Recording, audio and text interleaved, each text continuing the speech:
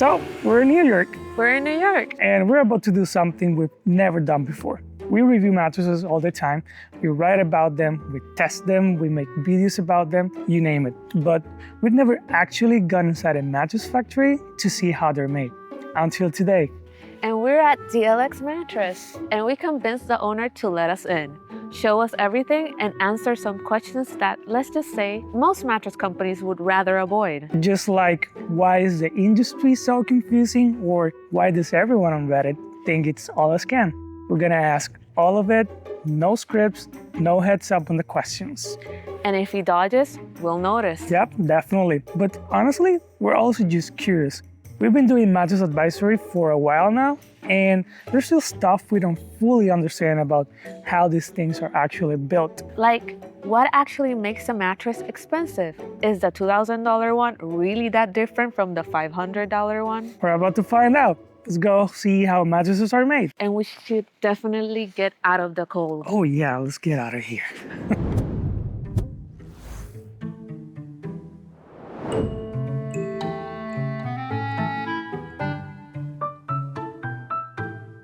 So, could you walk me through how a mattress is made here? Sure, I'd be happy to. The first major step is quilting. This is our quilting machine, and what this machine does is it quilts our top and bottom panel of our mattresses. So what we have set up here is our DLX Premier fabric, and what we're going to do is show you what goes into the panel. At first, again, we start with our inherent fire barrier. It is, again, a polyester rayon blend, all inherent, no fiberglass. What goes in underneath the fire barrier is the first layer underneath the fabric. We put in 2 layers of 3/4 inch, 1.8 pound foam. So you'll see layer 1 here, and then layer 2 will go in the back there. So all of that feeds into our quilter, and if we step up here, we can take a look at the process. Here you see our fabric that we use on our DLX Premier. It's currently going through the quilter. It's getting married and sewn together with our fire barrier, along with our 2 layers of 3/4 inch, 1.8 pound foam. This machine will, again, sew everything together. It will flow to the back of the machine where we will cut each panel size as it comes off the machine. So we're currently cutting queen panels. We set the eye on the machine for queens. So when the hopper gets filled up, you'll see the next queen panel come down, and it will get cut and released, and then it goes on and gets further processed. This is the panel that came off of our quilter. It's got the quilt backing, then the 1 layer of 3/4, 1.8 pound foam, the second layer, then our inherent fire barrier, and then our circular stretch knit fabric. What we're looking at here is our DLX Premier top panel. On our serger flanger machine, he'll take the rough panel and he goes around and just closes that edge and just prepares it for mattress assembly.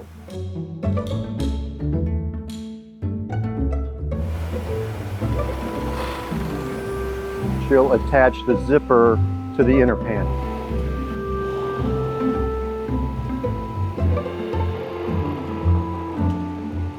So this is Skylar. What Skylar will be doing is she will be creating the border for the DLX Premier mattress that we'll be shortly making. So she hangs the border, she'll string it out, cut it, and attach handles to it, and then she will close the border up, inserting the law label information.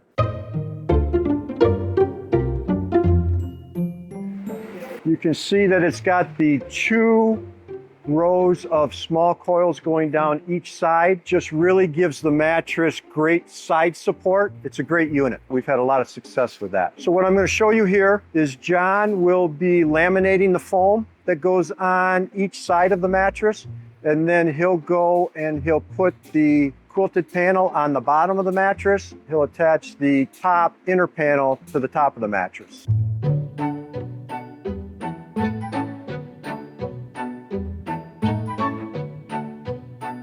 It's a 1.8 pound, 35 ILD, so it's a firmer piece of foam. Again, we'll give the mattress just great support. And then what he'll do next is he will attach the inner panel onto the mattress, and then put the border on, and it'll be ready to go to our tape edge machine for its final operation.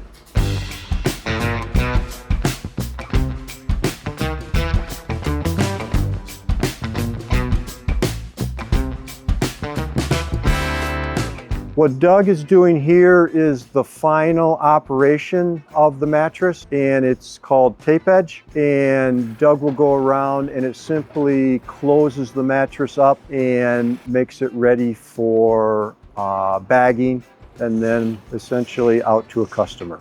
So this is again our last operation in our process.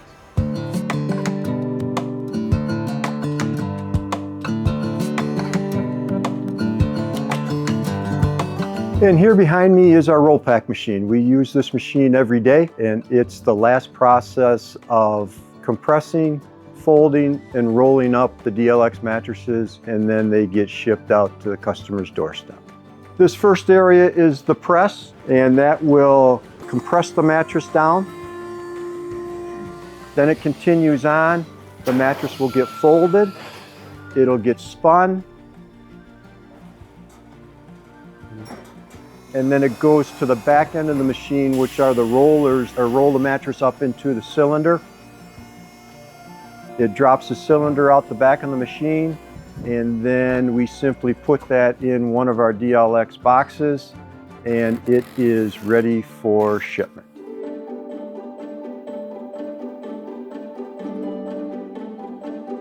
Welcome to our showroom. What I'd like to show you today is our DLX Premier. It's a pocketed coil as its base. The nice thing about the pocketed coil is you will find two firm coil rows down each side of the mattress that give the mattress just very good edge support. So when you're sitting on the mattress, you are getting good edge support. This mattress gives you the ability to customize the feel in that we can unzipper the top panel. And what you'll find on this side is 100% natural latex. This is an upgraded model of ours, which is our LatexLux. The LatexLux is constructed identically to the DLX Premier. The only difference is the 3-inch component in the mattress in the LatexLux is 100% natural latex. If you find that your partner likes one firmness and you prefer another, a great option with this mattress is that you have the ability to split the layer. You can get one layer that satisfies your partner, and you can get a different layer in this mattress that satisfies you. So it's a great option in this mattress, especially for customization. So if we go to the other side, you'll find our 2.5 pound density foam. This is what you'll find in our Premier model. Again, you can have it as one solid piece, but like I stated before, you also have the option to split this, and it just really makes it customizable for your preference. So Jim, how did you get into the mattress business? We didn't get into the mattress business the way most people think. This has been a family-owned manufacturing business for decades. My dad and my mom bought the mattress factory in Jamestown, New York back in 1981. So for us, this hasn't been a trendy industry move or a startup idea. It was a real factory with real people working here building mattresses every day. Today, my two brothers and I own the business, and now we have 2 kids and their significant others involved too. It's truly a family operation across generations. And I think it changes the way that we run things, because your decisions don't just affect a quarterly report. They affect your neighbors, your town, and your own family's reputation. That's why we've always tried to take the practical long-term view and focus on doing things the right way, instead of doing whatever sounds good in an ad.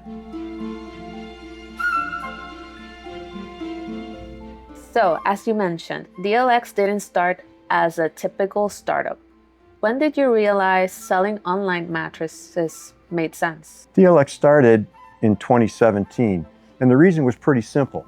The world was clearly shifting online, especially in mattresses. A lot of new brands were popping up, and we could see that customers were getting more comfortable buying without going into the showroom.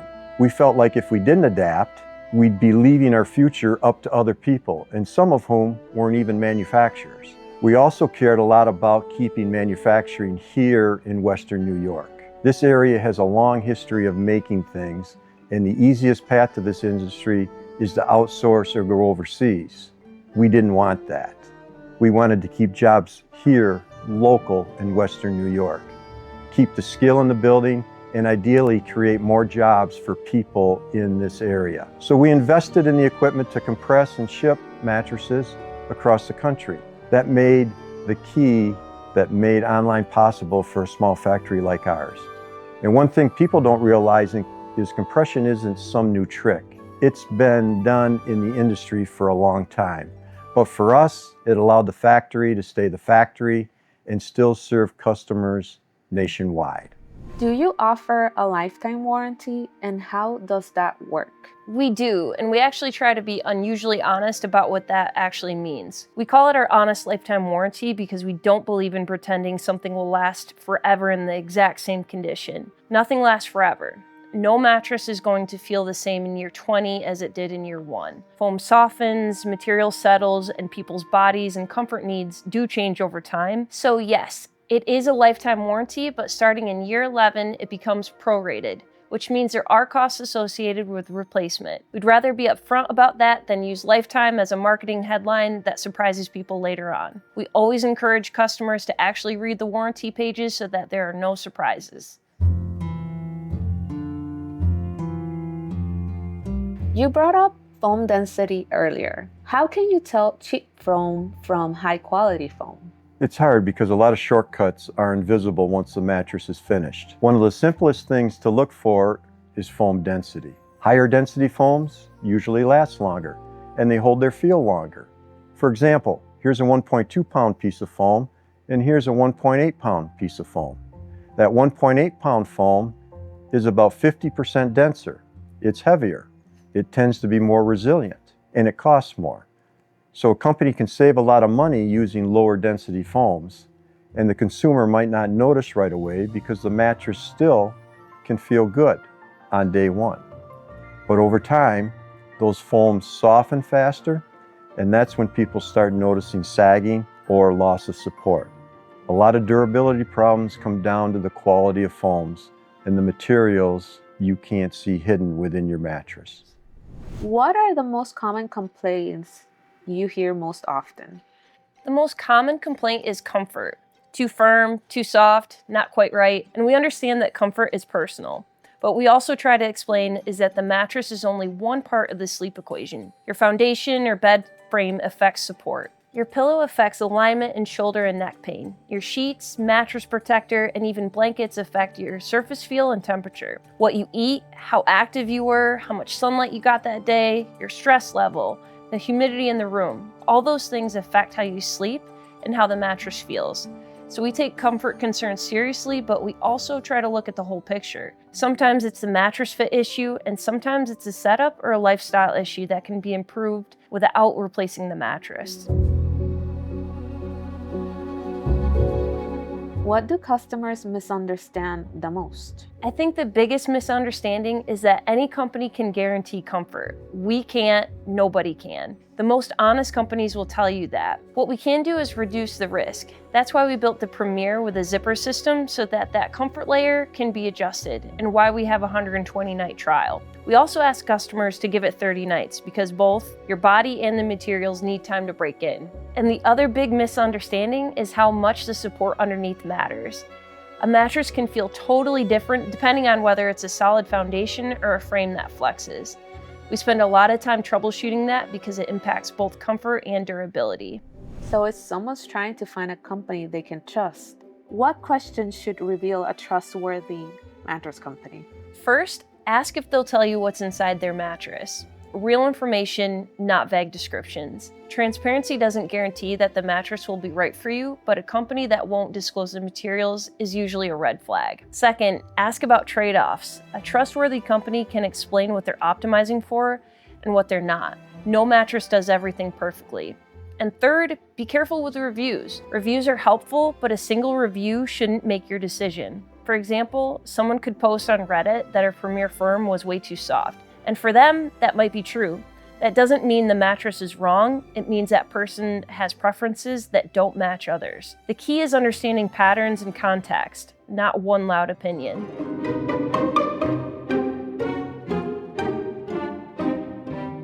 So, what's the biggest challenge of running an online mattress company? The biggest challenge is that we're a small family-owned manufacturer trying to be heard in a space that's dominated by the loudest advertisers. Online, the brands with the most money can buy the most attention. And a lot of the market is shaped by who can spend the most and not necessarily who's making the best product. What's frustrating is you'll see some very expensive mattresses that aren't using great materials. They look great in the ads, they have great photography, they have a big budget, they are backed by private equity. But when you look inside, the build can be pretty average or even below average. We're kind of the opposite.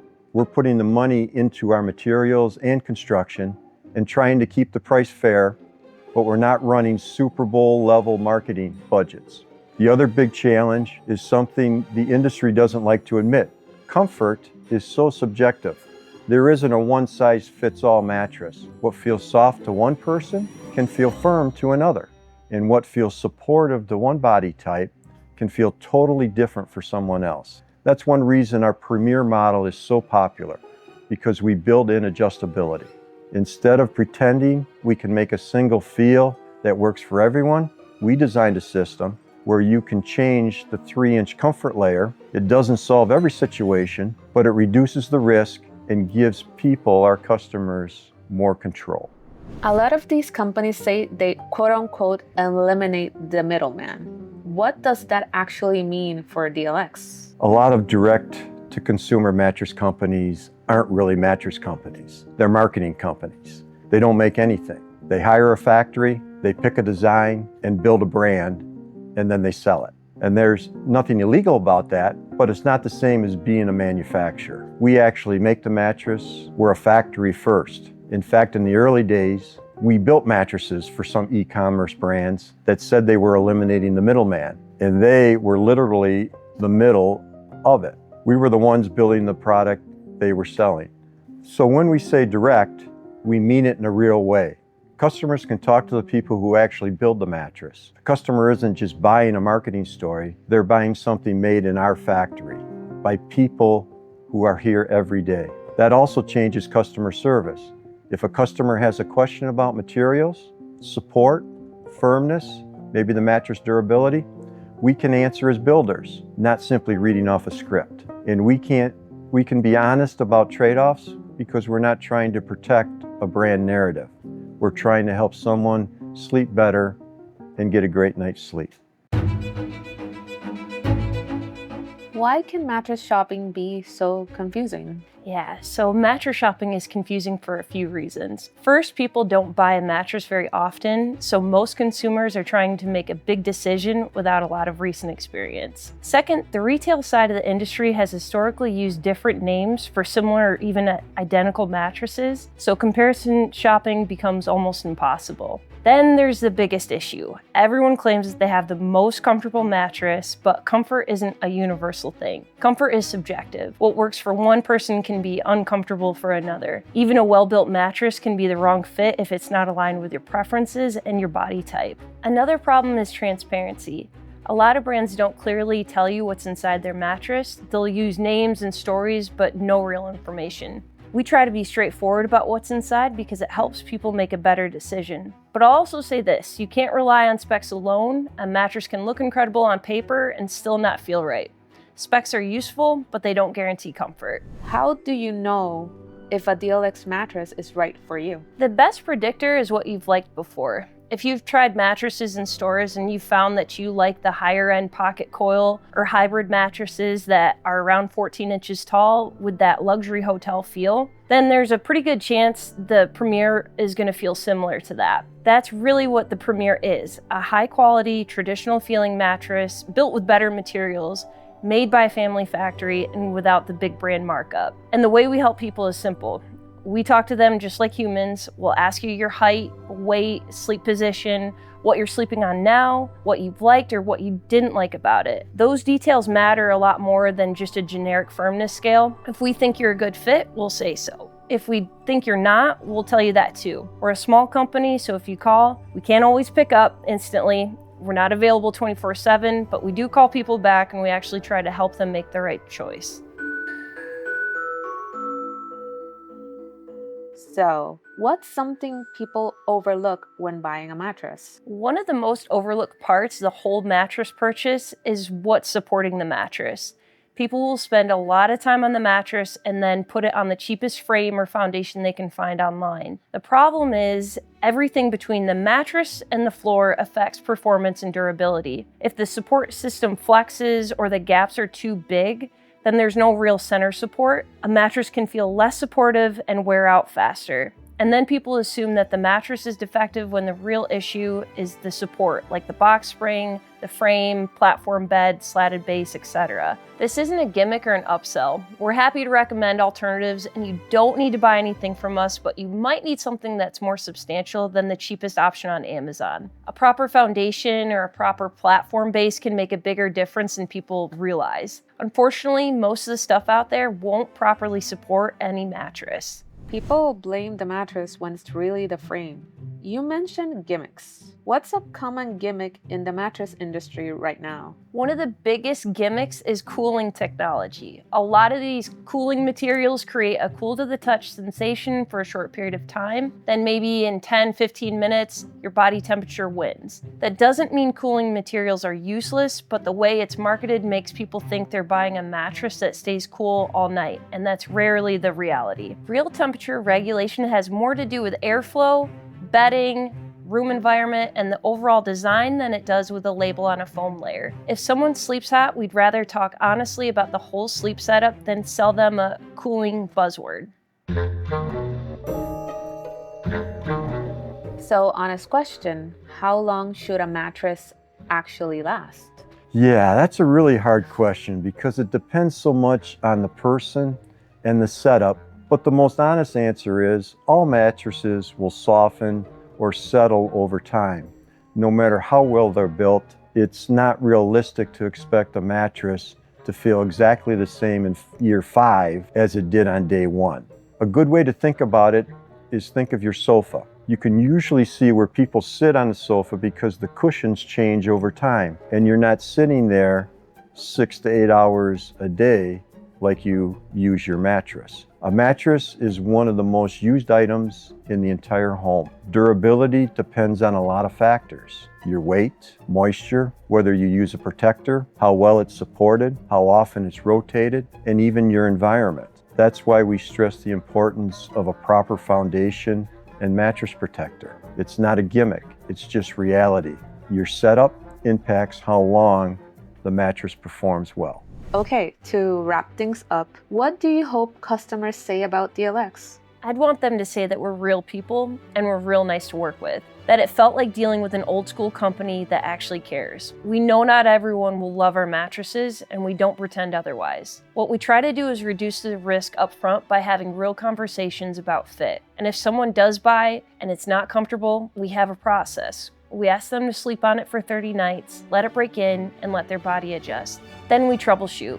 If it's a Premier or a LatexLux, we can often adjust the feel with a one-time comfort change in the first 120 nights. And if it still doesn't work, we honor the trial and take care of the refund. So the goal isn't nobody ever has an issue. The goal is when issues happen, we're fair, responsive, and straightforward.